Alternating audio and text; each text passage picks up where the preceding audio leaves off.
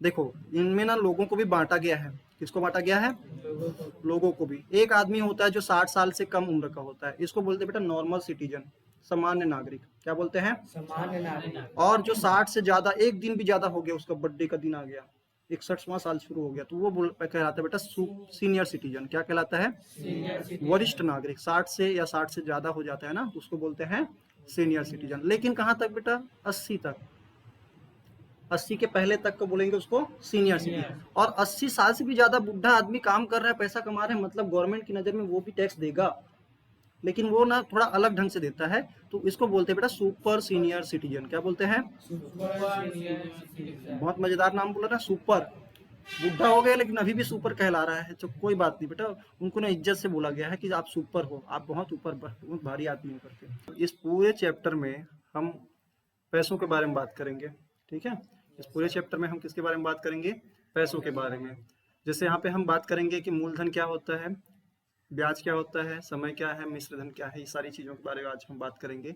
और ये जो वीडियो है वो 10वीं क्लास के बच्चों के लिए है, और इसके कुछ फॉर्मूलेज हैं जो मैंने अपने ऑफलाइन के वीडियोस में बता चुका हूँ। और वहाँ पे आप अगर देखोगे तो फॉर्मूला आया कैसे, ये आपको पूरी अच्छे तरह से क्लियर हो जाएगा। तो मैं उसको रिपीट नहीं कर रहा हूँ, नीचे डिस्क्रिप्शन में उसका लिंक दे दूंगा, आप इस वीडियो को जाके देख सकते हैं। तो यहाँ पे हम समझते हैं कि मूलधन क्या होता है। वो धन जो सबसे पहली बार क्या किया जाता है, किसी जगह, किसी संस्था या किसी बैंक को दिया जाता है, बैंक से कोई व्यक्ति लेता है, उसको हम बोलते हैं मूलधन। और ब्याज क्या होता है? उस मूलधन पर जो एक्स्ट्रा पैसा देना पड़ता है उस व्यक्ति या उस संस्था को जिन्होंने लोन लिया है, कर्ज लिया है, तो उसको बोलते हैं ब्याज। ठीक है, इंटरेस्ट, इंटरेस्ट लेते हैं। यहाँ यहाँ पे सबसे पहले हम बात करते हैं मूलधन। मूलधन क्या होता है? वो धन जो किसी व्यक्ति या संस्था ने लगाया है, और ब्याज वो पैसा होता है, जैसे मान लीजिए मैं यहाँ पे 200 रुपये बैंक में जमा करता हूँ, 2000 रुपये बैंक में जमा करता हूँ, और सालाना मुझे मान लीजिए 10% का ब्याज मिलता है, तो 10% इसका मात्र एक जीरो कम कर दोगे तो कितना रुपया हो गया? 200 रुपये हो गया। इन दोनों रुपयों को मिला के ये कहलाता है मूलधन, वो पैसा जो मैंने लगाया था, और ये पैसा कहलाता है क्या बोलते हैं? ब्याज कहलाता है। इन दोनों को इकट्ठे अगर मैं एक साल बाद देखूं अपने बैंक खाते में, तो मेरे बैंक खाते में कितने पैसे जमा दिख रहे होंगे? 2200 रुपये। तो यही 2200 रुपये कहलाता है मेरा मिश्र धन। अभी मिश्र धन निकालने का भी एक विशेष तरीका है, और ये तरीका हम सावधि और आवर्ती दो अलग अलग प्रकार के विधियों से हम सीखने वाले हैं। उसमें टाइम सबसे इम्पोर्टेंट काम करता है, और दर, ये टाइम और दर, दर जैसे मैंने यहाँ पे बोला 10%, कहीं पे 5%, कहीं पे 6%, कुछ भी हो सकता है।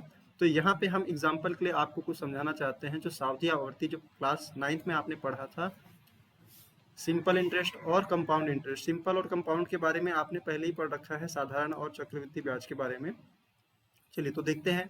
साधारण ब्याज जिसको हम शॉर्ट में सिंपल इंटरेस्ट बोलते हैं, चक्रवृद्धि ब्याज जिसको कंपाउंड इंटरेस्ट यानी कि सीआई बोलते हैं। ठीक है, अब यहाँ पे साधारण ब्याज निकालने का सिंपल सा फॉर्मूला है, जहाँ पे हम बोलते हैं कि मूलधन का दर और समय, यहाँ पे पी मतलब प्रिंसिपल, आर मतलब रेट, और टी मतलब टाइम से शो कर रहे हैं, और बटे क्या कर देते हैं? 100। किसके वजह से करते हैं? इस दर के वजह से। जो दर है हमारा, यहाँ पे जो दर दिया गया है, इसी वजह से हम यहाँ पे 100 लिखते हैं। इस 100 लिखने का मतलब ये होता है, प्रतिशत हम कभी भी निकालते हैं तो उसको बटे 100 करते हैं, तभी उसे प्रतिशत कहते हैं। और वही बात करते हैं यहाँ पे टाइम। टाइम जो है कितने साल के लिए, कितने महीने के लिए, कितने 6 महीने के लिए, ये सारी चीज़ों को हम यहाँ पे लिखते हैं। तो ये बेटा हम ये साधारण ब्याज का जो फॉर्मूला है वो हम आवर्ती जमा खाता में यूज़ करने वाले हैं, इस फॉर्मूले का। और साथ ही साथ हम जब चक्रवृद्धि ब्याज के बारे में जो फॉर्मूला हमने पढ़ा था, देखो साधारण ब्याज में हमको डायरेक्टली क्या मिलता है? ब्याज। और चक्रवृद्धि में क्या मिलता है? मिश्र धन। ठीक है पंकज, यस। चक्रवृद्धि ब्याज में क्या मिलता है डायरेक्टली हमको? मिश्र धन मिलता है। अब बताओ मिश्र धन निकालने के लिए हम फॉर्मूला क्या यूज करते हैं कि मिश्र धन बराबर क्या होता है? मूलधन एक धन आर बटे 100, है ना? पूरे की घात में क्या लिखते हैं? टी। यहाँ पे पी प्रिंसिपल यानी कि मूलधन है, आर दर है, और टी क्या है? टाइम। टाइम यानी कि हमारा समय है। अब बेटा यहाँ पे जो है हम बारी बारी से एक एक बातों को समझेंगे कि आवर्ती जमा खाता क्या होता है। आवर्ती क्या होता है? जहाँ पे एक जैसी राशि क्या की जाती है? बार बार जमा की जाती है। जैसे मैं बोलता हूँ, मान लीजिए मैंने 200 रुपये किसी बैंक में, 200 रुपये किसी बैंक में 3 महीने तक जमा किए, किस्तों में जमा किए। कैसे जमा किए? किस्तों में। चलो यहाँ पे हम थोड़ा सा लिखते हैं इसको, तो ज़्यादा अच्छे से हमको क्लियर होगा। हम बात करते हैं इस आवर्ती खाता का। ठीक है, या चलिए अब बात करते हैं इस आवर्ती जमा खाता का। इसमें क्या होता है कि हम एक जैसी राशि किस्तों में जमा करते हैं। जैसे यहाँ पे मैं बोल देता हूँ 3 किस्त में जमा करता हूँ। यहाँ पे मैं 200 रुपये, 200 रुपये, 200 रुपये और 3 महीने बाद चल के मैं यहाँ पे खड़ा होकर मैं देखना चाहता हूँ भविष्य में 3 महीने बाद मेरे पास कितने पैसे हो जाएंगे। और मैं बोलता हूँ ब्याज जो है, ब्याज की जो दर है वो कितना है, 12% सालाना है बेटा। क्या है? 12% सालाना। सालाना, मतलब साल भर में रखता ना उस पैसे में तो 12% मिलता है। अगर 100 रुपये जमा करता हूँ तो उसका 12 रुपये मिलता है। साल का कहने का मतलब ये है, ठीक है। अब मैं ये बोल रहा हूँ कि ये सालाना मैं क्या कर रहा हूँ, 12% की ब्याज की दर से, सालाना ब्याज की दर से मैं यहाँ पे 200 रुपये, 200 रुपये, 200 रुपये, ये माह है। पहला माह, ये कौन सा महीना है, हमारा पहला माह है, ठीक है। ये पहला महीना, ये दूसरा महीना और ये वाला तीसरा महीना। इन 3 माह में मैंने हर महीने के पहले तारीख को क्या किया, बैंक में जाके 200 रुपये जमा किया। इसको बोलते हैं किस्त। किस्त का मतलब ही होता है, जैसे कई बार होता है ना कि हम बाइक वगैरह खरीदते हैं, कोई भी इलेक्ट्रॉनिक डिवाइस खरीदते हैं, इकट्ठा पैसा नहीं दे पाते हैं, तो वो लोग क्या बोलते हैं कि आप हमको किस्त में दीजिए पैसा। किस में दीजिए? किस्त में। और उसका जो ब्याज बनेगा वो ब्याज के साथ आप पैसा लौटाते जाना। अब वो किस्त की राशि क्या होती है बेटा, हर बार एक जैसी होती है। कभी 200, कभी 500 ऐसे नहीं मंगाते। आपको मंगाएंगे, कैसे मंगाएंगे, एक जैसा ही मंगाएंगे, ठीक है। तो यहाँ पे हमने मान लिया कि 200 रुपये हम क्या कर रहे हैं, किसी बैंक में जमा कर रहे हैं। तो बताओ बैंक हमको इस 200 रुपये पे कितने महीने के लिए ब्याज देगा? 3 महीने के लिए। क्योंकि बैंक के पास बेटा आज जब मैं इसको जमा करने जा रहा हूँ तो ये कितने महीने के लिए पड़ा रहेगा बैंक के पास? 3 महीने। पड़ा नहीं रहेगा, बैंक उसको और आगे किसी को लोन में देगा, है ना। और उस क्या करेगा, सामने वाले व्यक्ति से ब्याज लेगा। तो मुझे ब्याज कितना देगा इस 200 रुपये में? 3 महीने के लिए। कितने माह के लिए? 3 माह। 3 माह के लिए। जब दूसरे वाले के लिए बात करता हूँ, कौन से वाले के लिए, इस दूसरे राशि पे, तो इसमें मुझे कितने महीने के लिए ब्याज मिलेगा, बता सकते हो? 2 महीने के लिए मिलेगा। क्यों? क्योंकि मैंने इस पैसे को 1 महीना पहले थोड़ी ना दिया है, मैंने सिर्फ 2 महीने पहले दिए हैं। तो ये पैसा बैंक के पास कितने समय तक के लिए रहा? 2 महीने तक के लिए। वही बात करते हैं इस 200 रुपये के लिए। तो इस 200 रुपये के लिए आप बोलोगे तो ये मात्र कितने महीने के लिए मिलेगा बेटा? 1 माह के लिए। ये बात समझ में आया? Yes sir. अब देखिए, हमने जो साधारण ब्याज का फॉर्मूला पढ़ रखा है, हम पहले माह के निकालते हैं। किसका निकालते हैं? पहले महीने, पहले राशि का, पहले किस्त के लिए हम क्या निकाल रहे हैं? ब्याज। पहले किस्त के लिए ब्याज अगर निकालेंगे तो हम इसको I1 नाम दे देते हैं। क्या दे देते हैं? I1। और ये पता है ना, सभी किस्तों का अगर मुझे ब्याज टोटल पता करना है तो मुझे क्या करना पड़ेगा? I1 plus I2 plus I3, मतलब तीनों अलग अलग कीमतों जो अपन यहाँ पे दे रहे हैं, जमा कर रहे हैं, उसका क्या करना पड़ेगा? ब्याज मिलेगा, तो उसको इकट्ठा करेंगे लास्ट में। तो जब मैं पहले वाले के लिए निकालता हूँ I1, यानी कि इस 200 रुपये के लिए, तो मैं क्या बोलूँगा कि इस 200 रुपये का कितना प्रतिशत? 12%, है ना, गुणा क्या करूँगा बेटा, यहाँ पे समय जो है मासिक है। क्या है? मासिक। तो यहाँ पे जब साल रहता है तो 2 साल बस लिखते डायरेक्टली, है ना, क्योंकि हमारा ब्याज क्या था? वार्षिक था। अब ये ब्याज वार्षिक है, इसलिए मुझे यहाँ पे इस ब्याज को मुझे मासिक में बदलने के लिए 12 से क्या करना पड़ता है? भाग। और यहाँ पे एक चीज नोट करना कि यहाँ पे जो समय है बेटा वो मैं ले रहा हूँ 1 महीना कि 3 महीना। कितना महीना? 3 महीना। क्यों? क्योंकि ये पैसा कितने महीने के लिए रहेगा? 3 महीने के लिए। वही बात करते हैं दूसरे के लिए, सारा प्रोसीजर सेम टू सेम होगा। देखना, देखो अगली बार भी क्या होगा, अगली बार ये राशि वही की वही रहेगी, सारी चीज वही रहेगी, बस एक चीज में फर्क आएगा और वो है बेटा ये टाइम। क्योंकि अगला जो राशि है वो क्या है, हालांकि 200 ही है कि नहीं है, लेकिन उसमें कितने महीने के लिए लगेंगे? 2 महीने के लिए। और बात करते हैं फिर तीसरे वाले के लिए। किस वाले के लिए? तीसरे। 1 मिनट ना, मैं थोड़ा सा इसको हटा के लिखता हूँ, तब आपको ज़्यादा अच्छे से समझ में आएगा। ये पहले वाले के लिए था, ये दूसरे वाले के लिए, और ये तीसरे वाले के लिए, ये दूसरे वाले के लिए और ये तीसरे वाले के लिए। अब इन चीज़ों में अगर आप इन तीनों को जोड़ोगे, क्या करोगे बेटा? इन तीनों को जोड़ोगे, इसको जोड़ोगे इसके साथ, फिर इसके साथ, क्योंकि ये क्या है? ब्याज है ना। अल्टीमेटली इसको जो गुणा भाग करके आप क्या करने वाले हो? कहाँ पर, सॉरी, यहाँ पे 1 आएगा, क्योंकि ये लास्ट वाला जो राशि है वो कितने महीने के लिए रहा है? मात्र 1 महीने के लिए रहा है। तो हम यहाँ पे बोल देते हैं कि ये 1 महीने के लिए। आप देखोगे कि प्रत्येक में क्या चीज़ें कॉमन नज़र आ रही है, क्या चीज़ें कॉमन नज़र आ रही है। मैं यहाँ पे देख पा रहा हूँ कि हमें यहाँ पे मूलधन सारे सेम है, ब्याज की दरें भी सेम हैं, है ना। और यहाँ पे जो बट्टे 12 सबको कर रहे हैं, लेकिन बदला कौन है यहाँ पे? बदला तो यहाँ पे सिर्फ जो महीना है ना, ये बदला है। समझ में आया? तो इसीलिए हम साधारण ब्याज का जो फॉर्मूला है वो किसमें यूज करते हैं? आवर्ती जमा खाता। आवर्ती मतलब जब एक जैसी राशि बार बार क्या की जाती है, किसी व्यक्ति या किसी संस्था यानी कि बैंक को दी जाती है या बैंक से ली जाती है, साधारणतः देते हैं यहाँ पे पैसा किस्तों में, तो वहां पे ब्याज जो है जितने महीने के लिए उनके पास से हटता है, जैसे यहाँ पे मेरे पास से 3 महीने के लिए बैंक के पास चला गया था, तो 3 महीने का ब्याज मिलेगा इस राशि पे, और इसमें मुझे 2 महीने का मिलेगा, इसमें मुझे 1 महीने का मिलेगा। ठीक है, तो आप एक जैसा सब में नहीं लगा सकते, तो अलग अलग निकालने से अच्छा एक फॉर्मूला हमने बनाया है। वो फॉर्मूला बनाया कैसे है, अब इसको समझते हैं। चलिए, अब ये तो आपको समझ में आ गया होगा कि क्या हो रहा है। इन तीनों राशियों को हम क्या करेंगे बेटा? जोड़ेंगे। चलिए, तो यहाँ पे हम इन तीनों राशियों को जोड़ते हैं, तो आप क्या करेंगे? कॉमन निकालेंगे। कैसे कॉमन निकालेंगे? जैसे मैं यहाँ पे बोलता हूँ, इन सबको बारी बारी से देखिए, ये हो गया मेरे पहले वाले के लिए, हो गया। ये किस वाले के लिए हो गया? ये हो गया दूसरे वाले के लिए, और ये हो गया मेरा तीसरे वाले के लिए, हो गया। अब इन तीनों को क्या करना है? मुझे सिंपल जोड़ना है। तो इनको क्या करना है? ये ब्याज है, हर 3 महीने के लिए अलग अलग मैंने क्या निकाल दिए? ब्याज। और इनको क्या करूंगा? मैं जोड़ूंगा, क्योंकि ये सभी ब्याजों को जोड़ने पे ही मुझे कुल ब्याज मिलेगा। तो आप देख पा रहे हो यहाँ पे जो 200 रुपए है उस सब में उभयनिष्ठ है, कॉमन है। जो 12% है वो भी क्या है? कॉमन है। और जो 1/12, अगर 1/12 मैं ये बोल रहा हूँ कि यहाँ पे जो एक राशि ऐसी है, एक राशि, क्योंकि 12% ले रहा था ना, यहाँ पे 12 आना चाहिए था।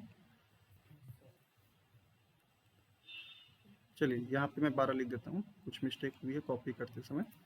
तो यहाँ पे मैं बोल रहा हूँ कि जैसे यहाँ पे क्या है बेटा? मेरा 3, 2 और 1, यही बस अलग है सब में। तो ये क्या हो जाएगा? इसको अगर मैं छोड़ दूं ब्रैकेट के बाहर, ठीक है, तो ये कैसे दिखाई देगा? 3 + 2 + 1।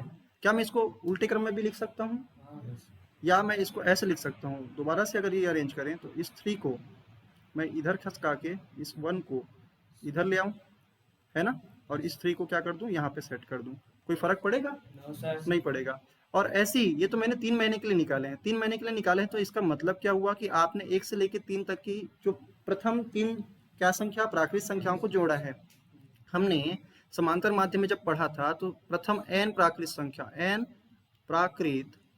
प्राकृत संख्या जानते हैं ना, वो संख्याएं जो 1 से शुरू होके 2, 3, 4 अनंत तक जाती है, तो यहाँ पे हम बोलते हैं प्राकृत संख्याओं का योग। प्रथम प्राकृत संख्या का योग हम अगर निकालते हैं तो इसका फॉर्मूला क्या है?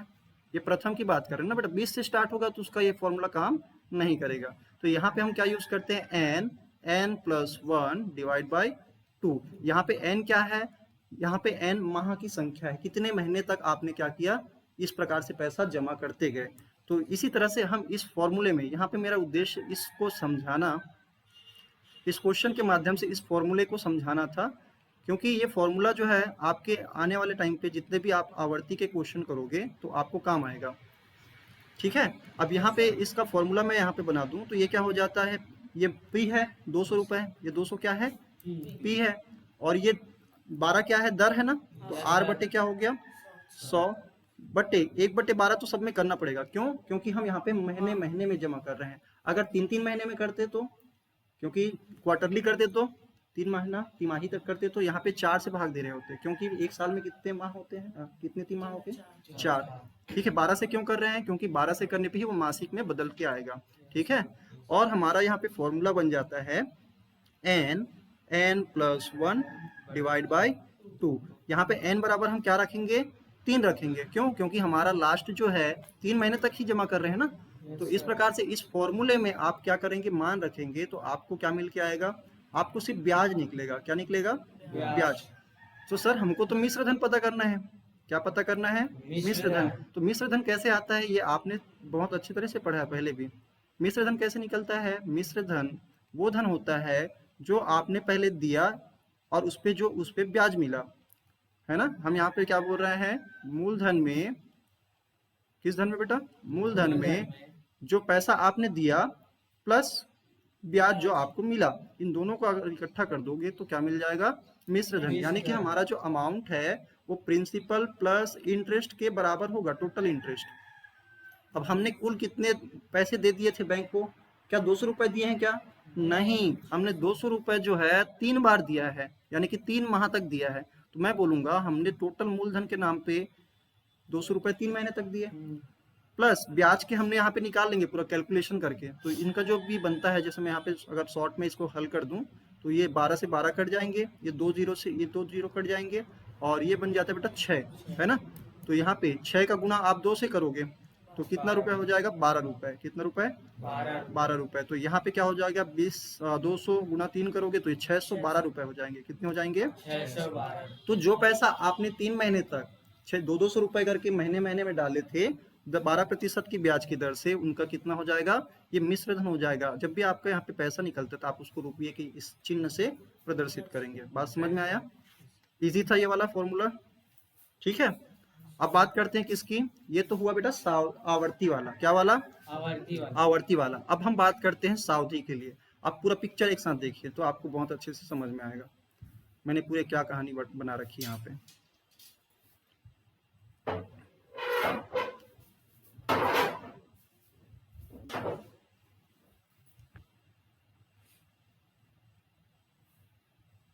आप चाहें तो स्क्रीनशॉट ले सकते हैं, 1 मिनट,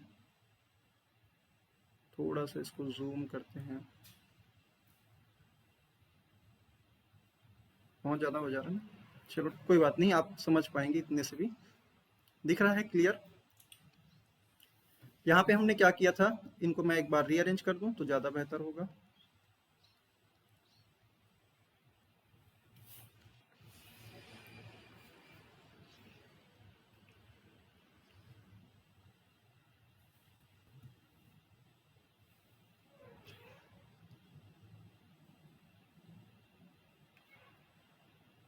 ठीक है, चलो यहीं पे रहने देते हैं या इसको यहाँ पे रखते हैं।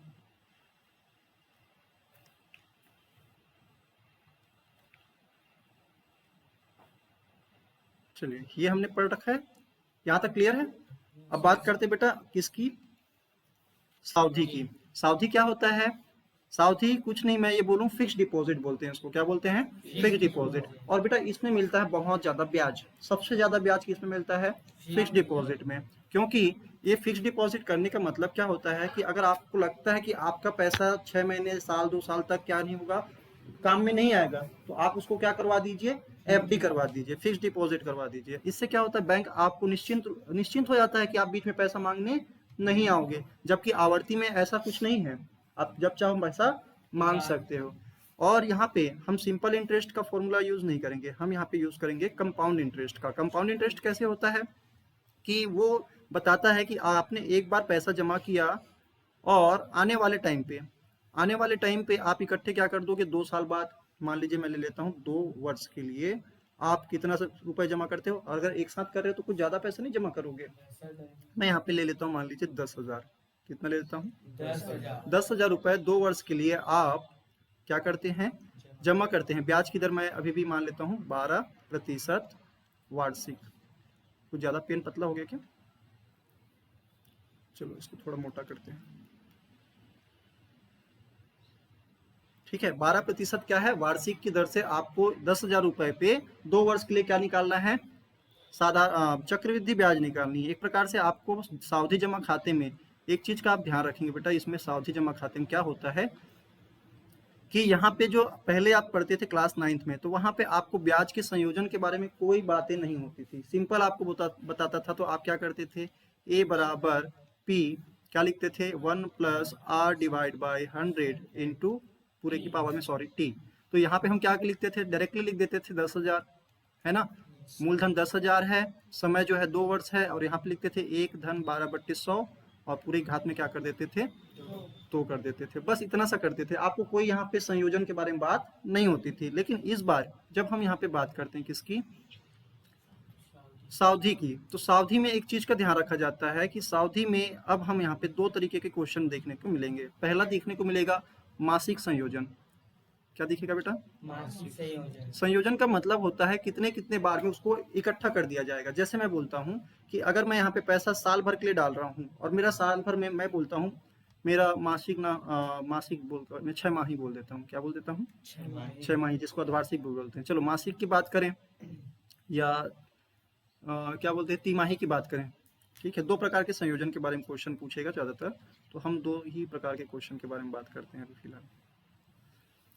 एक तो होगा तिमाही संयोजन, ठीक है, और दूसरा होगा अर्धवार्षिक। क्या होगा बेटा? अर्धवार्षिक। अर्धवार्षिक। अर्धवार्षिक मतलब 6 माही भी बोल सकते हैं उसको, 6 महीने का समूह को अर्धवार्षिक या 6 माही बोलेंगे। अब यहाँ पे बताओ एक साल में कितने बार तिमाही आ जाएगा? 3 महीना 3 महीना 12 महीना होता है, 4 बार आएगा। कितने बार आएगा? 4 बार आएगा तिमाही। और एक साल में 2 बार आएगा अर्धवार्षिक। तो ध्यान रखना कि जो ब्याज की दरें मिलेगी, ब्याज की जो दर होती है बेटा, ये जो 12% वार्षिक है, आपको दर में भी समय दर को भी चेंज करना पड़ेगा और समय को, मूलधन को आप चेंज नहीं करेंगे, आपको दर और समय को चेंज करना पड़ेगा। जैसे यहाँ पे ब्याज के संयोजन के बारे में बात करता हूँ, अगर 100 रुपया हुआ, अगर 6 महीने में क्या करते हैं उसका संयोजन करते हैं, मान लीजिए 5 रुपये इसका क्या जुड़ गया? ब्याज। तो इस 6 महीने के बाद मैं जब देखूंगा ना, 6 महीने के 6 महीने जैसे मैं चेक करूंगा तो मेरे खाते में वो ब्याज के पैसे जुड़ के दिख रहे होंगे। फिर अगले 6 महीने फिर इस 105 रुपये पे क्या लगेगा?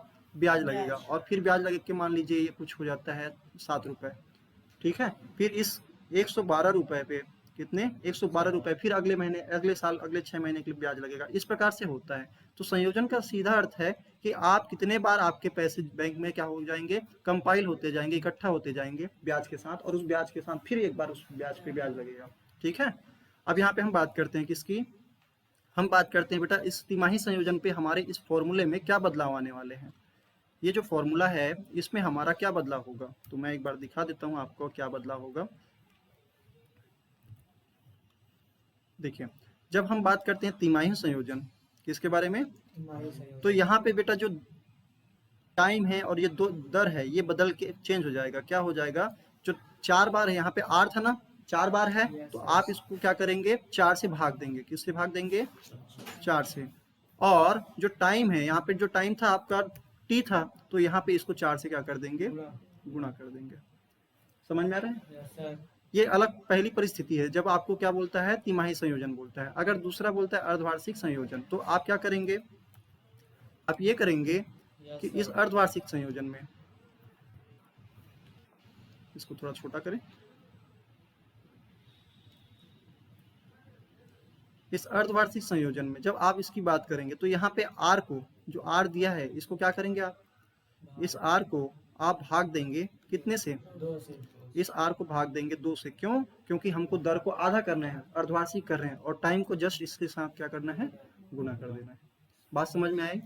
तो जब भी हम तिमाही संयोजन की बात करते हैं तो बेटा हमारा दर क्या होता है? 1/4 हो जाता है। अगर मैं बोलता हूँ 12% वार्षिक, 12% वार्षिक, अगर तिमाही की बात बोलता हूँ तो क्या बोलूंगा? तिमाही की, तो इस 12 को आप 4 से भाग दोगे तो कितना हो जाएगा? 3% तिमाही। क्या बोलेंगे? 3% तिमाही। और वही बात बोलते हैं किसके बारे में? अर्धवार्षिक में। तो 12% वार्षिक है, तो हम इसको 12% को 2 से भाग करके बोलेंगे 6% क्या है? अर्धवार्षिक। अर्धवार्षिक, ठीक है। और एक चीज और ध्यान देना कि जो टाइम है यहाँ पे मंथ, जैसे 4 बार हो रहा है, तो हमारा जो है सर क्या बोलेंगे? संयोजन की संख्या या कंपाउंडिंग के जो ये है, कितने बार कंपाउंडिंग होगी वो बढ़ जाएगा। पहले तो साल में 1 बार होता था, है ना। अगर बेटा मैं 2 साल के लिए निकाल रहा हूँ, मान लीजिए कितने साल के लिए? 2 साल के लिए, तो बता सकते हो कितने बार तिमाही आएगा? एक साल में 4 बार, तो 2 साल में कितने बार आएगा? 8 बार। तो मैं यहाँ पे बोल सकता हूँ कि मेरा संयोजन जो है, संयोजनों की संख्या, नंबर ऑफ कंपाउंडिंग, ये कितने हो जाएंगे? इसको हम एन से भी प्रदर्शित करते हैं। आप लोग जहाँ पे कई बच्चे यहाँ पे बोलते हैं ना सर ये टी नहीं लिखते, हमारे टीचर एन लिखते हैं, तो वो भी यहाँ पे सेम मतलब है, ठीक है। तो मैं बोलूँगा 2 वर्ष, और हर वर्ष में कितने बार आते हैं? मान लीजिए 4 तिमाही होते हैं, तो बता सकते हो ना कितने हो जाएंगे? 8 तिमाही हो जाएंगे। बात समझ में आया? Yes sir. और वैसे इसमें अर्धवार्षिक में 4 अर्धवार्षिक हो जाएंगे, 4 अर्धवार्षिक। बात क्लियर है? Yes sir. चलिए अब हम डायरेक्टली अपने माध्यमिक शिक्षा मंडल के द्वारा दिए गए कुछ इंपॉर्टेंट क्वेश्चंस को हल करेंगे, और आपको फिर अच्छे से समझ में आएगा। जो बच्चा चाहते हैं इसको रिकॉर्ड करना, सॉरी स्क्रीनशॉट लेना, तो स्क्रीनशॉट ले सकते हैं। चलिए ये हमने पढ़ रखा है, क्या है हमारा फॉर्मूला। हमने ये फॉर्मूला पढ़ लिया ना। Yes sir. बैंकिंग एवं कराधान में हमने यहाँ पे देखा है कि मूलधन को क्या करते हैं, दर से गुणा करके बटे 100 बटे 12, और ये n+1 डिवाइड बाई 2 ये आता है हमारे समांतर श्रेणी के फॉर्मूले से। ठीक है, यहाँ पे n क्या है बेटा, जितना आप माह ले रहे हो और वर्ष कितने हैं। अगर 2 साल है तो 12 दूनी 24 माह हो जाएंगे, 3 साल है तो 36 माह हो जाएंगे। और जब मिश्र धन आप निकालोगे तो आप किस्तों में कितना राशि जमा करते थे और कितनी बार आपने क्या किया है किस्तों में, महीने महीने कितना बार पे किया है, और उसमें कुल ब्याज कितनी बनी। तो ब्याज यहाँ पे निकालना, तो ये ब्याज है, दिख रहा है। Yes sir. तो ये ब्याज निकालोगे इस फॉर्मूले से। और जो मासिक आप किस्त में क्या करते थे, 12 महीने या 1 साल में 12 माह होता है, तो मासिक जो किस्त आप जमा करते थे वो कितने बार किए हो, इसका आप क्या कर लेना, जस्ट इस फॉर्मूले में मान को रख देना है। Yes, ठीक sir. है, ये होता है आपके आवर्ती। और बात करते हैं सावधि में, तो आपने यहाँ पे देखा मिश्र धन जो निकालना है, अमाउंट निकालना है, वो मूलधन का 1 प्लस दर बटे 100 गुना पूरे की घात में समय होता है। तो यहाँ पे n को n से भी प्रदर्शित करते हैं और t से। तो जब संयोजन क्या होता है बेटा, अर्धवार्षिक या 6 माही होता है, तो आप क्या करोगे, साल को 2 से गुणा करोगे, समय को क्या करोगे, 2 से गुणा। ध्यान रखना, अगर वो सालाना दे रहा है ना, वर्ष में दे रहा है, तब आप बोलोगे 2 से गुणा। अगर वो पहले से बता रहा है 2 6 माही है, तो फिर क्यों 2 से गुणा करोगे। ठीक है, अगर मैं बोलता हूँ तिमाही के बारे में बात करता है, तो आपको 4 से गुणा करना है। और 4 से भाग किसको देना है, जब दर निकालोगे तो दर को करना है 4 से भाग, और समय को करोगे 4 से गुणा। इजी है। Yes sir. चलिए ये आते हैं बेटा कराधान, क्या बोलते हैं, जेब ढीली हो रही भाई की, है ना। मैं नहीं हूँ, मेरा बाल है, ये टकला है बेचारा। चलो इसका थोड़ा सा बाल बनाते हैं। ठीक है, ये इनका बाल बन गया। ठीक है, अब ये बाल नीला नहीं रहता है, तो हम इसको थोड़ा सा, इसका कलर जो है हम चेंज कर देते हैं। लग रहा है प्रोफेशनल आदमी। अब ये बेचारा बहुत कमाता है, लेकिन दुख इसका है कि जो कमाता है उसने ना, गवर्नमेंट कुछ ना छीन के ले जाता है। क्या करता है, और किस नाम से छीन के ले जाता है, कि गवर्नमेंट बोलता है कि नहीं बेटा, आप जो बड़े लोग कमा रहे हो ना, तो हमको हमारे देश में बहुत सारे ऐसे जगह हैं जहाँ पे हमको खर्चा करना पड़ता है, जैसे हॉस्पिटल खुलवाने पड़ते हैं, स्कूल खुलवाने पड़ते हैं, मध्याह्न भोजन जो मिलता है आपको, बहुत सारे खर्चे करती है गवर्नमेंट। ठीक है, तो इन खर्चों के लिए पैसे कहाँ से आएंगे, तो ऐसे छोटे छोटे छोटे छोटे पब्लिक क्या करती है, जो पैसा कमाती है एक लिमिट से ज़्यादा, उनके जेब को ढीली कर दी जाती है कुछ परसेंट से। और वो कुछ परसेंट गवर्नमेंट बताती है। जैसे अभी हाल फिलहाल बेटा चेंज हो चुका है, क्या चेंज हो चुका है, स्लैब रेट। अभी क्या स्लैब रेट होता है सर, मैं नहीं जानता, चलो मैं बता देता हूँ थोड़ा सा। मैं यहाँ पे कुछ बताना चाह रहा हूँ। जैसे क्या होता है, कराधान, कराधान मतलब ये होता है कर लेना, गवर्नमेंट टैक्स लेती है ना, और टैक्स लेती है तो बेटा यहाँ पे एक व्यक्ति का हो सकता है बहुत जगह खाता खुला हो, जैसे मेरा, जैसे मैं बोलता हूँ HDFC है ना, और SBI, कई जगह खाते हो सकते हैं। और कौन कितना कमा रहा है इसकी जानकारी डिपार्टमेंट ऑफ टैक्स को कैसे होगी, टैक्सेशन डिपार्टमेंट को, आयकर विभाग को कैसे पता चलेगा, तो वो खुलवाती है पैन नंबर। क्या नंबर, इसको बोलते हैं परमानेंट अकाउंट नंबर। क्या बोलते हैं, permanent account number. Permanent account, कुछ स्पेलिंग मिस्टेक होगी देख लेना, नंबर, परमानेंट अकाउंट नंबर। तो परमानेंट अकाउंट नंबर की सहायता से, पैन नंबर की सहायता से, ये सभी खातों में क्या करवा दिया जाता है, कंपलसरी करवा दिया जाता है। अगर आप मान लीजिए मिस्टर एक्स एक व्यक्ति है ना, वो क्या करता है, अपना 2-3 जगह खाता खुलवा लेता है, तो आयकर विभाग हर खाते का थोड़ा डिटेल मांगते चलेगा, है ना। तो इसलिए क्या करवाता है, वो पैन नंबर लिंक करवा देता है इन खातों से। और उनको जब भी कोई जानकारी लेनी पड़ती है किसी भी व्यक्ति के कमाई के बारे में, पैसों के लेन देन के बारे में, तो क्या करती है, पैन नंबर से डायरेक्टली वो पता कर लेती है। तो इससे क्या होता है, कोई व्यक्ति फ्रॉड नहीं कर पाता, इससे वो क्या करता है, फ्रॉड बच जाते हैं बहुत सारे। समझ में आया। तो पैन नंबर को ही हम क्या बोलते हैं, परमानेंट अकाउंट नंबर, या इसको हिंदी में बोलते हैं स्थायी खाता संख्या। क्या बोलते हैं, स्थायी। स्थायी मतलब जो हमेशा रहेगा, स्थायी खाता संख्या। ठीक है, तो पैन नंबर जरूरी है आज की डेट में। हर कोई व्यक्ति का जो, जिनकी इनकम एक हद से ज्यादा हो जाती है, वो हद मैं अभी बताने वाला हूँ, तो वहां पे क्या खुलवाया जाता है, पैन नंबर। और पैन नंबर की सहायता से सारा काम होता है। ठीक है, अब बेटा जब भी कोई व्यक्ति कमाता है ना, तो कमाता है तो गवर्नमेंट क्या बोलता है कि अभी आपके हाल ही में जो चेंज हो चुका है, मैं उसको बता देता हूँ। आपके बुक में तो पुराना वाला दिया है किस्सा, फिर क्वेश्चंस पे आएंगे। ठीक है, यहाँ पे मान लीजिए ये मिस्टर एक्स है, जो उन्होंने जेब पीछे ढीली कर रखी थी, वो एक्स व्यक्ति जो है कमाता है बेटा 5 लाख। कितना लाख? 5 लाख। 5 लाख में क्या लिख रहा हूँ, 5 लाख कमाता है। तो गवर्नमेंट बोलती है कि तू बहुत भारी आदमी है। कैसा आदमी है? भारी आदमी। तो 5 लाख कमाता है, ठीक है भाई, है ना। 50 लाख नहीं बेटा, 5 लाख है। 5 और 4, 5 तो जीरो है, ठीक है। 5 जीरो में 1 लाख बोलेंगे। अब यहाँ पे मैं बोलूंगा कि 5 लाख कमाता है, तो गवर्नमेंट बोलता है अभी जो चेंज हो चुका है बेटा स्लैब रेट होता है कि कहाँ से कहाँ तक के कमाने वाले को कितना चार्ज लगेगा। ज्यादा कमाता है तो प्रोग्रेसिव टैक्स है। कैसा टैक्स है? ज्यादा कमाओगे तो ज्यादा टैक्स लगेगा, कम कमाओगे कम टैक्स लगेगा। तो इसमें से बोला जाता है, गवर्नमेंट क्या बोलती है कि भैया सुन एक्स, क्या बोलते हैं एक्स, सुन ध्यान से कि आपके 5 लाख में ना 3 लाख तक, वर्तमान में 3 लाख हो चुका है बेटा, 3 लाख तक कोई टैक्स, 3 लाख तक कोई टैक्स मत देना, 3 लाख तक कोई टैक्स नहीं देना। 3 लाख से ज्यादा कमाया क्या? तो बोलता है हाँ भैया मैं तो 3 लाख से ज्यादा कमाया हूँ। तो कितना ज्यादा कमाया? तो बोलता है मैं 2 लाख एक्स्ट्रा कमाया हूँ। तो बेटा अगले 3 लाख तक, अगले 3 लाख मतलब 6 लाख तक, कहाँ तक? 6 लाख की लिमिट तक। तो ध्यान रखना, पहले 3 लाख तक पैसा नहीं लिए, टैक्स के नाम से कुछ नहीं बोले, लेकिन क्या करवा दिए अगले 6 लाख में, यानी कि 3 लाख में, 6 लाख तक पहुंचते पहुंचते आपको 3 लाख और हो गए ना। हाँ। तो इस 3 लाख के गैप में आपको देना पड़ता है 5% का टैक्स। कितना परसेंट टैक्स? 5%। अगर ये 7-8 लाख कमाता ना तो फिर उसके लिए फिर टैक्स की जो लिमिट है बढ़ जाती है, वो बोलते हैं 3, यहाँ पे 9 लाख बोल देते हैं। कितने लाख बोलते हैं? 9 लाख। और अगर मान लीजिए आप 6 लाख से ज्यादा अगर 2-3 लाख और कमा दिए तो उस पर फिर 5% नहीं लगेगा, उस पर लगेगा 10%। फिर इससे ज्यादा अगर होगा 9 के 12 तो इसमें लगेगा बेटा 15%। कितना परसेंट? 15%। ये वर्तमान में ऐसा है, ठीक है। और फिर 15 लाख तक कमाओगे, 15 लाख, 12 लाख से ज्यादा कमा रहे हो, उतने पैसे पे कितना लगेगा? 20% लगेगा। कितना परसेंट? 20%। सर कुछ ज्यादा नहीं हो रहा है गवर्नमेंट का? नहीं बेटा ज्यादा नहीं हो रहा है, बहुत ठीक है, ज्यादा कमा रहे हो ना। और उसके बाद 15 से ज्यादा अगर कमाते हो बेटा तो सीधा दे देती चिपका के 15%। समझ में आ रहा है? सॉरी 30%। कितना परसेंट? 30%। ये गवर्नमेंट की स्कीम है, और गवर्नमेंट बोलती है कि ये पैसा तुम लोग नहीं दोगे, बड़े आदमी लोग, तो गरीबों का क्या होगा हमारे देश का। तो ये क्या करते हैं, ये पैसा लेते हैं इस प्रकार से। आपके बुक में लेकिन पुराना टैक्स वाला सिस्टम फॉलो हो रहा है। वहाँ पे, यहाँ पे 3 प्रकार के लोग होते हैं। देखो इनमें ना लोगों को भी बांटा गया है। किसको बांटा गया है?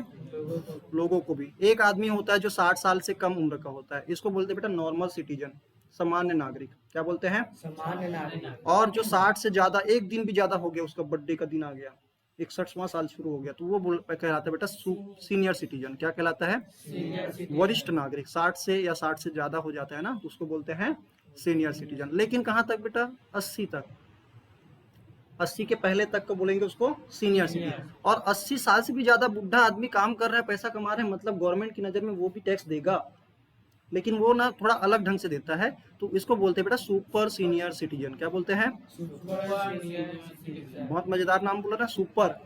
बुढ़ा हो गया लेकिन अभी भी सुपर कहला रहा है, तो कोई बात नहीं बेटा, उनको ना इज्जत से बोला गया है कि आप सुपर हो, आप बहुत ऊपर, बहुत भारी आदमी हो करके, ठीक है। तो अभी हम बहुत सारे क्वेश्चंस देखेंगे जहाँ पे ये इनका एमसीक्यूज में और क्या बोलते हैं खाली स्थान, ये सारा कुछ आपका आता है इस पूरे चैप्टर में, हमको ये सारी चीजें पढ़नी थी। चलिए, माध्यमिक शिक्षा मंडल ने आपको कुछ क्वेश्चन दिए हैं बहुत ही खास। तो पहला क्वेश्चन आपके पास आता है, ये है बेटा चूज द करेक्ट आंसर। आपको करेक्ट ऑप्शन को सिलेक्ट करना है। क्या दिया है? यदि सावधि जमा खाते में ब्याज की गणना 6 माही आधार पर की जाती है तो वार्षिक दर से लिया जाना चाहिए। बताओ, जो दर है, जो वार्षिक दर है, उसको क्या करना चाहिए? आधा लेना चाहिए, है ना? दुगुना लेना चाहिए, 3 गुना लेना चाहिए, आधा कि 4 गुना कर देना चाहिए? आधा कर देना चाहिए। क्यों? क्योंकि आपकी ब्याज की गणना कैसी हो रही है? 6 माही। तो साल भर में 2 बार 6 माही आता है, इसलिए इसको क्या करेंगे? आधा। ठीक है, हाफ कर देंगे। ओके, चलिए अगली क्वेश्चन पे बढ़ते हैं। अब तो बस क्रिकेट खेल रहे हैं आप, हालांकि मुझे नहीं आता है क्रिकेट खेलना। ठीक है, दूसरा क्वेश्चन हमारे पास है, दे आयकर। दे आयकर मतलब होता है बेटा जितना पैसा टैक्स के नाम पे गवर्नमेंट को देना रहता है, उस पे क्या लिया जाता है? ब्याज। सॉरी ब्याज बोलता हूँ, उस पे उपकर लगता है। क्या लगता है? उपकर। इसको बोलते हैं बेटा सेस। क्या बोलते हैं? सेस। Cess cess. देखो गवर्नमेंट क्या बोलती है पता है? कुछ पैसा हमको शिक्षा के क्षेत्र में डालनी है। क्या करनी है? शिक्षा के क्षेत्र में तो हाल फिलहाल तो 4% हो गया है, लेकिन क्वेश्चन बोल रहा है 3%, तो मान लेना बेटा 3%। आपको एग्जाम में कितना लिखना है अभी? 3%। हालांकि हो कितना चुका है? 4%। तो सर कौन सा लिखेंगे? 3%, क्योंकि बुक में अभी भी क्या दिख रहा है? 3%। तो यहाँ पे शिक्षा उपकर, शिक्षा के जैसे कोई आदमी कमाया है, मान लीजिए 1 लाख का टैक्स दे रहा है, उसका उनका सब मिला के कितना टैक्स बन रहा है 1 लाख। तो गवर्नमेंट बोलती है हम 1 लाख नहीं लेंगे, हम इस 1 लाख का और 3% इसमें लगाएंगे टैक्स। टैक्स के ऊपर क्या लग रहा है? टैक्स। और वो किसके नाम से लग रहा है? शिक्षा के नाम से। कि हम क्या करेंगे, बच्चों को मिड डे मील देते हैं, दोपहर का खाना देते हैं, कपड़े देते हैं, पुस्तक देते हैं, तो इसमें खर्चा लगता है। तो गवर्नमेंट क्या बोलती है कि शिक्षा के नाम से आपको 3% अपने दिए जाने वाले टैक्स के ऊपर और क्या देना पड़ेगा? टैक्स। तो इसके जैसे यहाँ पे बोला है 3,000 रुपये देना पड़ रहा है किसी व्यक्ति को, और उस पर फिर 3% निकालोगे तो कितना हो जाएगा बेटा? परसेंट का मतलब होता है 100 से भाग देना। तो हम यहाँ पे क्या करेंगे, इसको डिवाइड कर देंगे, कट जाएगा 2, तो यहाँ पे क्या 3 3 9 0, कितने रुपए हो गया? 90 रुपए। बात समझ में आया? Yes sir. चलिए, तो इस प्रकार से आपको देय आयकर में पेबल टैक्स पे क्या होता है और टैक्स लगता है, उसको बोलते हैं एजुकेशन सेस, जो कि 4% हेल्थ एंड एजुकेशन सेस। अब यहाँ पे हम बात करते हैं सावधि जमा खाते। सावधि मतलब एक बार जमा करेंगे, है ना। सावधि जमा खाते में समय की तिमाही किया जाता है। समय को क्या लिया जाता है? तिमाही, यानी कि तिमाही संयोजन के बाद बोल रहा है। तो ब्याज की दर को क्या करना है? आधा, 1/4, 4 गुना, 2 गुना, 1/4। 1/4 करना है। अभी बताया था 1/4 करना है बेटा। चलिए, अब यहाँ पे रिक्त स्थानों को चलते हैं। क्या दिया है रिक्त स्थान में? आयकर विभाग द्वारा प्रत्येक व्यक्ति या संस्था या कंपनी को क्या दी जाती है? पहचान संख्या। उसको क्या बोलते हैं? Pan number. क्या बोलते हैं? पैन कार्ड देते हैं ना, पैन नंबर देते हैं, ठीक है। शिक्षा उपकर दे आयकर पर कितने प्रतिशत? 3। हालांकि 4 हो गए, लेकिन आपको लिखना है 3, ठीक है। यदि बैंकों में एक निश्चित समय के लिए एक मुश्त कहने का मतलब वही हुआ सावधि। क्या बोलेंगे बेटा? सावधि, सावधि जमा खाता, ठीक है। आवर्ती जमा खाते में ब्याज की गणना का सूत्र लिख सकते हो। क्या लिख सकते हैं? P गुना R/100 गुना 1/12 ब्रैकेट में n, फिर bracket n+1 divide by 2। Clear है? Yes sir. तो ये फॉर्मूला आपको यहाँ पे पेस्ट कर देने हैं, चिपका के आना है एग्जाम में। अब यहाँ पे देखो क्या दिया है, किसी धनराशि पर ब्याज की गणना की जाती है, वह मिश्र धन कहलाता है। हाँ, किसी धनराशि पर ब्याज की गणना की जाती है, वो तो मूलधन कहलाता है। किस राशि पे? मूलधन पे निकालते हैं, मिश्र धन पे थोड़ा निकालते हैं। अगर बेटा यहाँ पे हमेशा हम बात करते हैं मूलधन पे ही ब्याज निकाला जाता है, तो ये क्या है? इनकरेक्ट है। सत्य सत्य लिखना है, ट्रू फॉल्स। वित्तीय वर्ष, अब मैं थोड़ा सा और बता दूं, ये बात छूट गई थी। वित्तीय वर्ष होता है बेटा, फाइनेंशियल ईयर बोलते हैं। जब आप कॉमर्स लेते हो ना, तो जब भी हम बोलते हैं पैसे की कमाई की गणना कहाँ से शुरू करोगे, कहाँ से अपना लेन देन मानोगे, तो ये बोलता है 1 अप्रैल से 31 मार्च। 1 अप्रैल से 31 मार्च। मान लीजिए 1 अप्रैल 2000 को हो रहा है, तो ये 2001 को जाएगा अगले साल। जैसे आप लोग एग्जाम दिलाते हो, पिछले साल पढ़ रहे थे, एग्जाम अगले साल देते हो। पिछले साल से एडमिशन चालू हो जाता है, और एग्जाम कब देते हो? अगले साल के देते हो, मार्च में। तो वैसे ही यहाँ पे 1 अप्रैल से शुरू होता है इनका साल। किनका? जो लोग फाइनेंशियल वाला, जो पैसों के लेन देन के बारे में, जो बिजनेस व्यापारी लोगों का, उनका जो है ना, नया साल कब शुरू होता है? 1 अप्रैल, और 31 मार्च को क्या होता है? खत्म। तो ये जो दोनों ये जो ऑप्शन दिए हैं, क्या दिया है? क्वेश्चन दिए हैं कि वित्तीय वर्ष का प्रारंभ 1 अप्रैल से होता है, बिल्कुल सही है। और 31 मार्च से जो होता है खत्म, वो भी क्या है? बिल्कुल सही है। समाप्ति कितने से होता है? 31 मार्च। बैंक खाता खोलने के लिए पैन होना अनिवार्य है, बिल्कुल है, ठीक है। हालांकि हम लोग अभी दिए नहीं है, फिर भी ना बड़े जो लोग हैं उनको कंपलसरी होता है, ठीक है। चलिए, कुछ क्वेश्चन करते हैं। और बेटा इसमें से आपको 6 नंबर के क्वेश्चन देखने को मिलेंगे, 1 नंबर भी और 6 नंबर के क्वेश्चन। तो 6 नंबर के क्वेश्चन की जितना बढ़ा चढ़ा के नहीं लिखना है, आपको सिंपल लिखना है कि क्या क्या दिया है। दिया है फलाना ठिकाना, यहाँ पे क्या दिया? पद्मनी ने जिला सहकारी बैंक में, गरीबी बैंक नहीं बेटा, सरकारी बैंक है ना, सरकारी बैंक में 100 रुपए प्रति माह 10 वर्ष के लिए आवर्ती जमा खाता खोला। यदि उन्हें बैंक द्वारा ब्याज की राशि कितनी दी जाती है? 3025 रुपए प्रदान की जाती है। तो ब्याज की दर कितने प्रतिशत वार्षिक होगी? अपने को यहाँ पे क्या नहीं दिया है? आर नहीं दिया है। आर हमको यहाँ पे नहीं दिया है, याद करना है। Yes sir. हमारा फॉर्मूला हमको पता है। फॉर्मूला क्या पता है? ये कौन सा वाला बेटा? प्रति माह बोला है ना। जहाँ पे भी प्रति माह आपको नजर आया तो आप समझ लेना कि ये आवर्ती है। और साफ साफ इन्होंने बोल भी दिया है आवर्ती खाता। अगर नहीं भी बोलता ना, तो प्रति माह जमा करता है, बस आप इतना बोल दे तो आप समझ लेना कि वहाँ पे आवर्ती वाला फॉर्मूला लगाना है। तो हमारा फॉर्मूला क्या बोलता है कि अगर आपको ब्याज निकालना है तो आप मूलधन को दर से गुणा कीजिए, बटे 1/12 कीजिए, और n+1 डिवाइड बाई 2 कीजिए। हो गया। यहाँ पे मुझे मूलधन दिया है, P दिया बेटा, पी कितना दिया है 100 रुपया। आप पूरा लिखेंगे ना, जैसे मैं यहाँ पे शॉर्ट में लिख रहा हूँ, आप पूरा लिखना। मूलधन 100, दर दिया नहीं है ना, और टाइम जो है दिया है, कितना दिया है 10 वर्ष, और 10 वर्ष में कितने माह आ जाएंगे, इसलिए आप n बराबर क्या बोलोगे, 10 गुणा 12, 10 गुणा 12 तो कितने हो जाएंगे, 120 माह तक वो ना 100 रुपए देते रहेंगे। समझ में आया? तो हमारा यहाँ पे पी एन निकल गया, आई पता है, आई पता है ना, नो दिया है, आई बराबर क्या दिया है, ब्याज बराबर 25 आई बराबर दिया है 3025। 25। यहाँ पे मेरे पास जगह की कंजस्टेड है, बहुत कंजस्टेड जगह है, इसलिए मैं कुछ इस प्रकार से लिख रहा हूँ।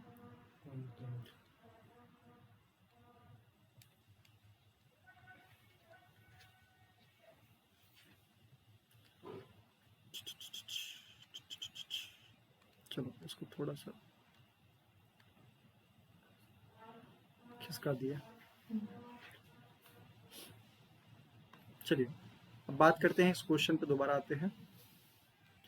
यहाँ पे हमको यहाँ पे क्या रखना बेटा, पी की जगह 100, टाइम की जगह अब यहाँ पे हम रखेंगे 10 वर्ष जो है ना, इसको हम लिखेंगे 120 माह। 120 माह। तो हम यहाँ पे लिखेंगे क्या, आई बराबर 3025 बराबर 100 रुपए गुणा दर क्या है पता नहीं है, यही तो हमको पता करना है, बटे 12, और फिर एन क्या लिखेंगे यहाँ पे, एन हमारा 120 महीना, कितने बार आप कंपाउंडिंग कर रहे हो, 120 बार आप किस्त जमा कर रहे हो, और यहाँ पे होगा 120 प्लस 1 बट्टे में क्या करोगे 2, तो यहाँ पे क्या आ जाएगा 100, और सॉरी ये तो कट जाएगा, कट जाएंगे ना, तो लाल माने खतरा इनके लिए, है ना।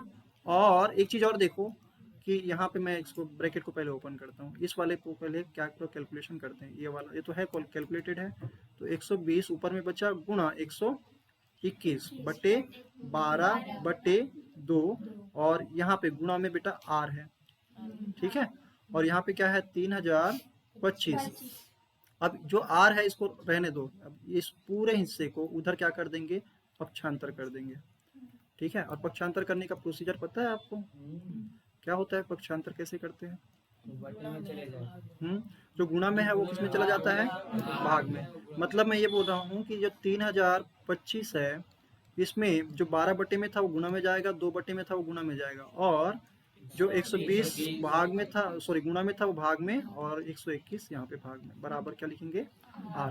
अब ये जो आर निकलेगा ना, ये वार्षिक है बेटा, ध्यान रखना है, क्या है ये वार्षिक, ठीक है, बदलने की अलग से जरूरत नहीं है। अगर सावधि रहता ना तो वहां पे बदलने की जरूरत पड़ती है, सावधि रहता तो वहां पे बदलने की जरूरत पड़ती है। अगर मासिक निकलता है ना आंसर से, तो हमको उसको किसमें बदलना पड़ता है, वार्षिक में। यहाँ पे पहले से वार्षिक रहता है, क्योंकि ब्याज की दर यहाँ पे जो भी लिखा जाता है वो क्या लिखा जाता है, वार्षिक। और इसको हम 12 से भाग इसलिए दे रहे थे क्योंकि हम किसको क्या बना रहे थे, क्या बना रहे थे, ये मासिक बना रहे थे। अब यहाँ पे हम क्या बोलेंगे, कैलकुलेट करो, तो यहाँ पे क्या हो जाएगा, 12 से ये 12 कट जाएगा 10 बार में, है ना, और फिर 2 से ये 5 बार में कट जाएगा, फिर 5 से ये कट जाएगा, 5 6 के 30, 5 शून्य शून्य, 5 पंचे 25, ठीक है। ठीक से काटना, अगर भाग देने ना आए तो आप अपने पुराने तरीके को यूज कर लेना, ठीक है। और फिर यहाँ पे बेटा बचा क्या है, 605 और 121, है ना, तो एक बार दोबारा से लिख दूं क्या, तो आर बराबर हम लिख देते हैं 605 बटे 105 बार पहाड़ा पढ़ोगे तो आ जाएगा, तो ये 5% क्या निकला, वार्षिक।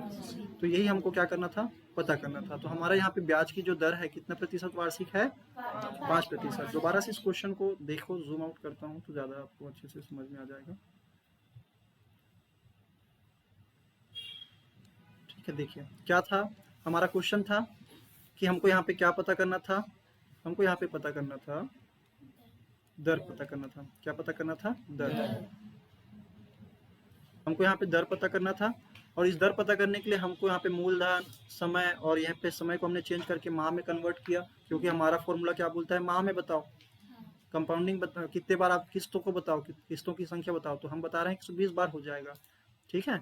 अब ये क्या दिया, ब्याज दे के रखा था, तो हमने यहाँ पे सारा कुछ कैलकुलेशन रख दिया, मान रखते हैं कि भाई बात क्या आया आपको, यहाँ पे 5% वार्षिक आया। और इतना आने के बाद आपको लिखना पड़ता है बेटा कि हमारा यहाँ पे अतः पद्मिनी को 5% वार्षिक की ब्याज की दर से क्या मिल रहा था, ब्याज मिल रहा था, ठीक है। ये लास्ट लाइन आपकी लिखी होनी चाहिए, और यहाँ पे दिया है क्वेश्चन नंबर दूसरा, क्या लिखा है, रेशमा ने पंजाब नेशनल बैंक में पीएनबी में कितना 200 रुपए प्रति माह की दर से, ये भी कौन सा वाला है, आवर्ती वाला है, तो यहाँ पे भी वही वाला फॉर्मूला यूज होगा। Yes sir. तो हम उस फॉर्मूले को उठा लें क्या, तो ज़्यादा बेहतर रहेगा। हमारा फॉर्मूला ये है, ओ ये हमारा फॉर्मूला है, गड़बड़ है, ठीक, इस बार होगा। चलिए ये हमारा फॉर्मूला है ना। अब इस फॉर्मूले के लिए हमको क्या क्या मिलना है, इस क्वेश्चन में 200 रुपये मिल रहा है प्रति माह 5 वर्ष के लिए, मतलब बेटा 12 का गुना 5 से करेंगे, मासिक है ना, देखो प्रति माह बोल रहा है मतलब मासिक है, तो 5 वर्ष में 12 पंचे 60 माह हो गए। ब्याज की दर कितना दिया है, 5 वर्ष पश्चात उसको कितनी धनराशि, यानी कि क्या पूछ रहा है, ये मिश्र धन पूछ रहा है ना। हमको यहाँ पे ब्याज बस नहीं निकालना है, हमको क्या निकालना है, मिश्र धन। तो यहाँ पे मान रखें डायरेक्टली, तो हम यहाँ पे बोलते हैं, अगर मुझे पहले ब्याज पता करना पड़ेगा ना, मिश्र धन कैसे निकलता है, ए बराबर पी प्लस आई, मतलब मूलधन प्लस ब्याज। अब यहाँ पे हम बात किसकी कर रहे हैं, कहाँ पे बैठोगे, इधर आ जाए, नहीं आओगे, खड़े रहोगे फिर, हाँ एन भी करते हैं, लेकिन आपको समझाने के लिए मैं अभी फिलहाल ये यूज कर रहा हूँ। अब यहाँ पे पी बराबर क्या लूंगा मैं, मूलधन यहाँ पे मेरा 200 रुपए है, कितना है, पिछले वाले केस में यही 100 रुपए था, अब 200 रुपए हो गया। अब दर कितना है, 6%, तो 6 बटे क्या करेंगे, सॉरी 100, 6 बटे 100, और यहाँ पे 1/12, और यहाँ पे बोलेंगे कितना हो जाएगा, n बराबर हमारा यहाँ पे आ जाएगा 5 गुना 12, तो ये हो गया 60 माह, कितने माह हो गया, तो यहाँ पे हम लिखेंगे 60, और फिर यहाँ पे 61 डायरेक्टली मैं लिख देता हूँ, एक बढ़ा के, और बटे 2, ये 66 दिख रहा है ना।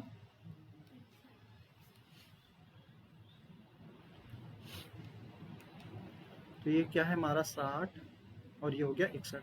अब इसको कैसे करोगे, अब यहाँ पे आप 0 से 0 कैंसिल हो जाएगा, है ना, इसके नीचे दोनों 0 कैंसिल हो जाएंगे, तो ये हो जाएंगे 6 कम 6, 6 दूनी 12, और फिर या मैं दूसरे पेन से कटता हूँ तो ये आपको ज़्यादा अच्छे से समझ में आएगा। दोनों 0 कैंसिल हो गया, यहाँ पे बचा कितना 2, यहाँ पे 6 कम 6, 6 दूनी 12, 2 से 2 कैंसिल हो जाएंगे, है ना। अब बेटा यहाँ पे बचा क्या है, 60 भी कट जाएगा 30 बार में, है ना, तो हमारा बचा क्या 30 गुना 61, तो इसका गुना कर दोगे, 3 कम 3 और 6 तिया 18, तो कितना हो गया 1830। हमको ये नहीं निकालना है, हमको तो मिश्र धन निकालना है। तो मिश्र धन निकालने के लिए क्या बोलेंगे, ए बराबर हमारा जो मूलधन है कितने बार दे रहे हैं, माह की संख्या गुना n करेंगे प्लस ब्याज, ठीक है। हमारा यहाँ पे क्या है, पी बराबर तो पता है कितना है, पी बराबर 200 रुपए है, कितने बार दे रहे हैं 60 बार, और ब्याज कितना निकला 1830। तो हम यहाँ पे पहले इसको गुना करेंगे, गुना पहले करते हैं बाद में जोड़ते हैं, तो 6 दूनी 12,000 अटक गया,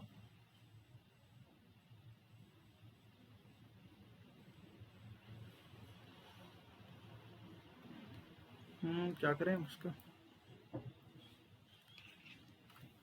चलिए 12,000 प्लस 1830, तो कितना हो गया 12 और 13,830। तो ये हमारा क्या निकला, मिश्र धन निकला, यही हमको निकालना था। और जब भी आपका आंसर निकल जाता है तो आप उसको बनाएंगे डब्बा, क्या बनाएंगे, ठीक है, बहुत मोटा हो गया,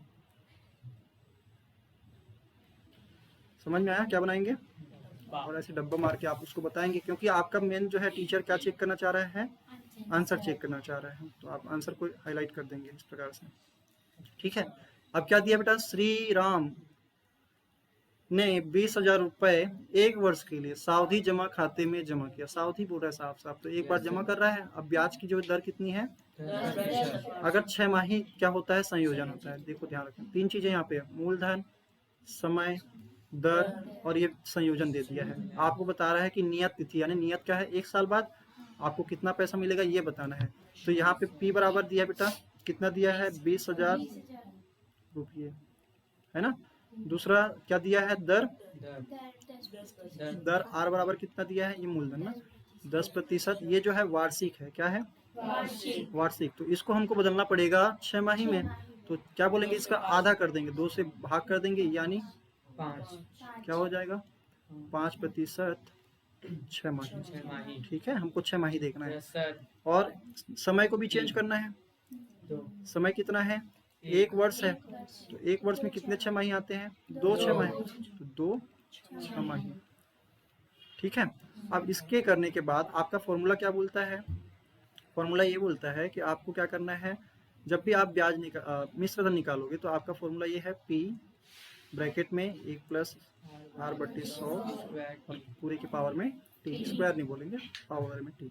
अब यहाँ पे t की जगह हम लिखेंगे बेटा यहाँ पे 2 बार, और r की जगह क्या लिखेंगे यहाँ पे? 5%। ठीक है, तो लिखते हैं। तो चलो इसको थोड़ा सा हम लिखते हैं ऊपर करके। ये चीज़ बढ़िया है इनका, है ना, खिसकाने वाला। तो यहाँ पे हम क्या बोल रहे हैं, हमको पहले मिश्र धन चाहिए। नियत तिथि के पश्चात कितना रुपए मिलेगा पूछ रहा है, मतलब क्या पूछ रहा है? मिश्र धन पूछ रहा है। तो हम यहाँ पे बोलेंगे कि 20,000 मूलधन का गुणा करेंगे ब्रैकेट के साथ 1+r की जगह हम क्या लिखेंगे यहाँ पे? 5/100, और यहाँ पे लिख देंगे 2 बार। संयोजन 2 बार हो रहा है। Yes sir. एक चीज का ध्यान रखेंगे, जो इस वाले हिस्से को पहले आपको हल करना है। Yes sir. ठीक है, आपको काटा पीटी पहले से मत कर देना। Yes sir.